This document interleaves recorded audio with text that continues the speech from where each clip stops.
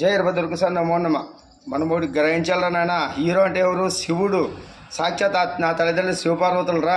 వీళ్ళు ఉండారు కాబట్టి లోకం వెళ్తుంది. ఈరోజు ప్రకృతిని అంతా కంట్రోల్ చేసి సూర్యచంద్రులైన ఇంద్రదేవుడు, వరుణదేవుడు, వాయుపుత్రుడు, అగ్నిదేవుడు, భూదేవి, గంగమ్మదేవుడు, సూర్యచంద్రులు, కాశీ విశ్వనాథ్, బోలాశంకర్, అన్నపూర్ణేశ్వరం వీళ్ళందరూ ఉంటారు కాబట్టి మన జీవితం వెళ్తున్నది. మనకి హీరోలు వీళ్ళు రా.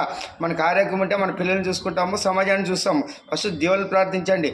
నాయకులు కాదు, నాయకులు చేసి నాశనం అయిపోతారు. ఇప్పుడు అల్లార్జున్ చూసుకోండి, రాజకీయంలో చిన్న ప్రవేశించి ఎంత నాశనం చేసుకున్నాడు. అందుకే ఈ సినీ ప్రముఖులంతా రాజకీయాల్లో పోతండి, న్యూట్రల్గా ఉండండి. ఎవరికి మద్దతు తెలపదండి. మీ ఎవరు పరిశ్రమలో వాళ్ళు చూసుకోండి.